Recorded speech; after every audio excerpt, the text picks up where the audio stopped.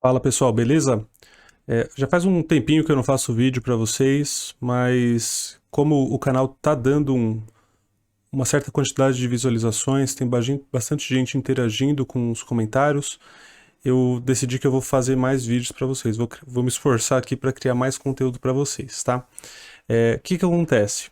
No vídeo de hoje, eu preparei um exemplo muito simples, muito rápido, mas que vai ser bastante útil para vocês no caso de vocês estarem utilizando essa biblioteca chamada React Router. No NPM ela se chama React Router DOM.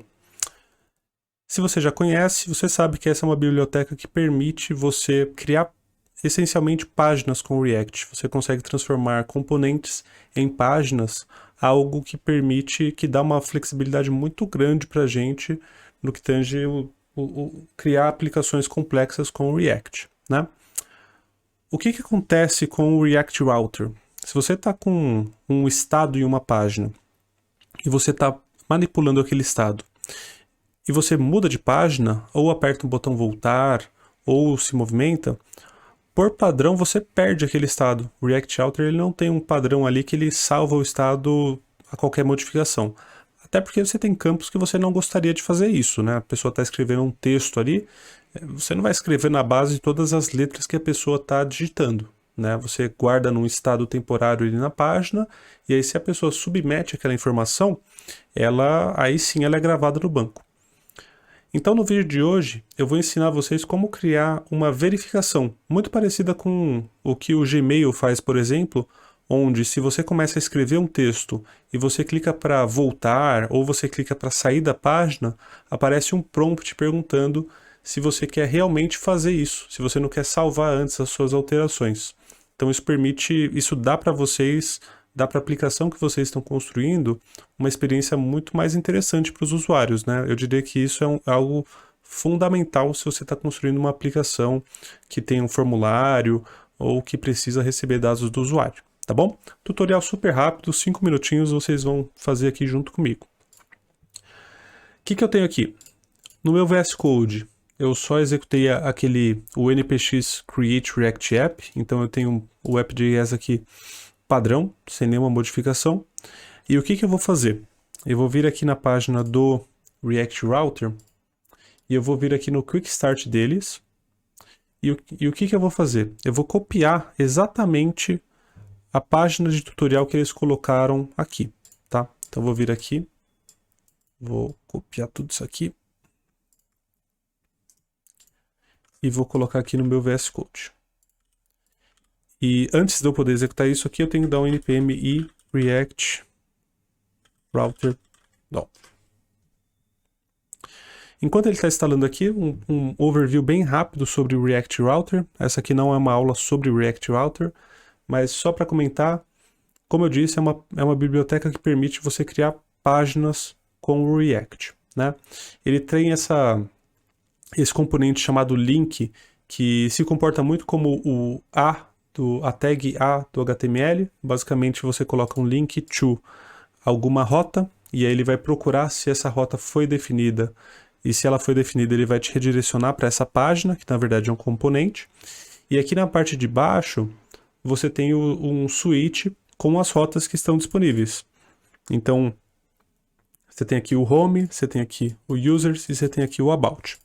Se eu der um npm start aqui, a nossa página já vai atualizar o nosso localhost.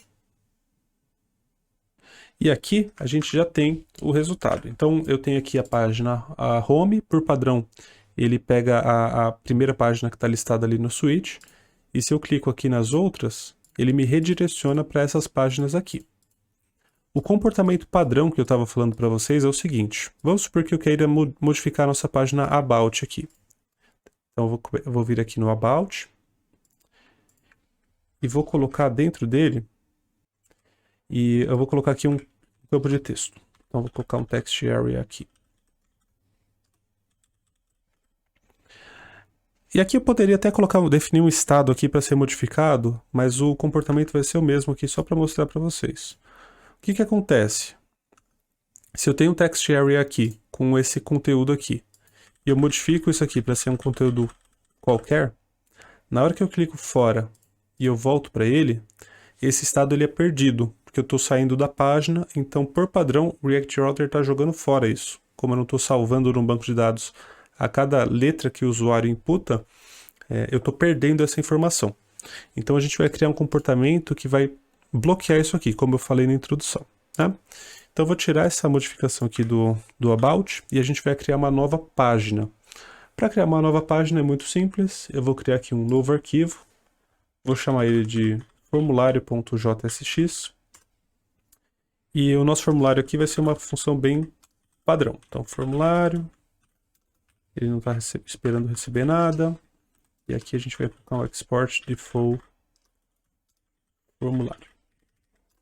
E aqui eu vou colocar um return, por enquanto vazio. Vou colocar uma div aqui, com um h1 formulário. Aí eu vou pegar aqui e vou importar esse formulário na nossa página inicial aqui. Então vou dar um import formulário from formulário. E eu vou colocar uma rota para esse cara aqui. Então vou colocar route path igual barra formulário. Fechar a rota aqui. E dentro dela eu vou colocar para ele renderizar o nosso formulário. E aqui no nosso na nossa navegação aqui, eu vou criar um LI para apontar para o nosso formulário. Então, estou aqui, o nosso formulário já está aqui configurado bonitinho.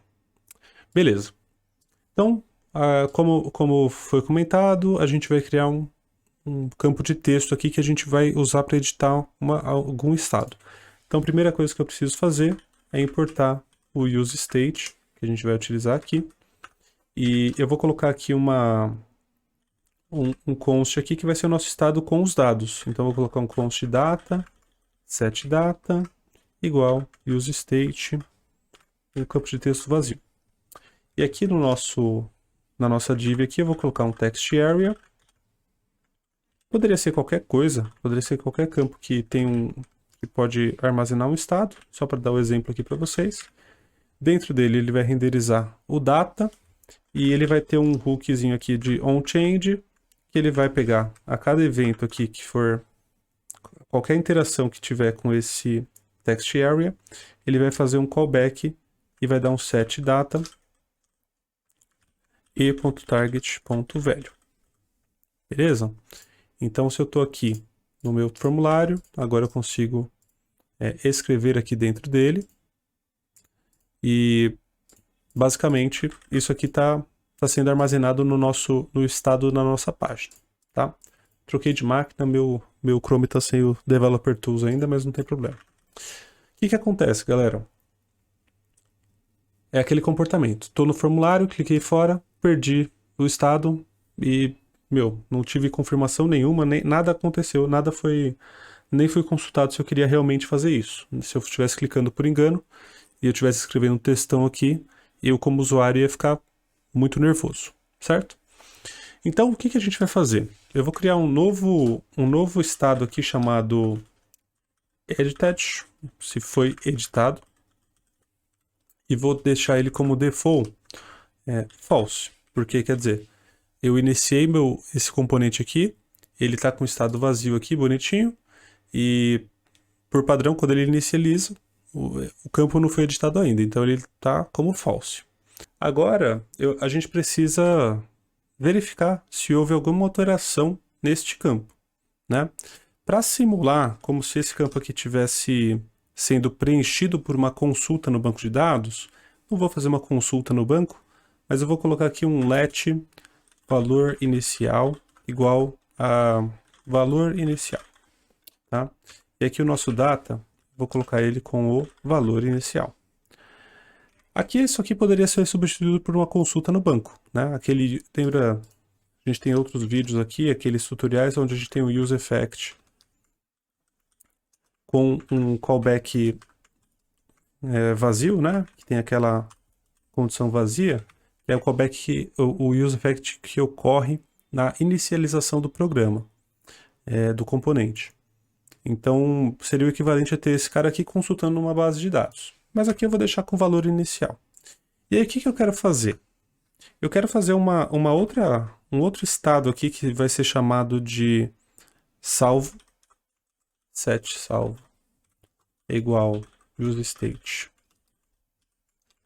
Ele vai se inicializar com o valor de true. E o que ele vai fazer? Se a pessoa abrir o formulário e ela não mexeu nos campos, em nenhum dos campos que tem no formulário, beleza. Ele pode sair da página e não tem confirmação nenhuma a ser feita.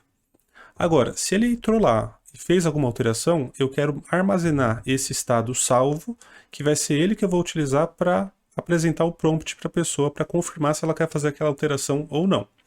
Então eu vou colocar aqui o salvo, eu vou colocar um useEffect, que vai ficar verificando o estado do nosso data. E aí quando o data for modificado, eu quero fazer um if aqui para verificar. Data é igual o valor inicial, o valor que foi inicializado o nosso componente aqui. Se o valor for diferente disso, se um valor for diferente do outro, então pode setar o set salvo.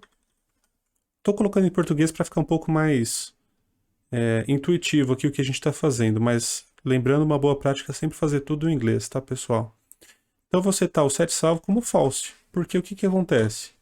Está diferente o valor inicial do campo que está aqui no nosso text area, então quer dizer que alguma coisa foi modificada.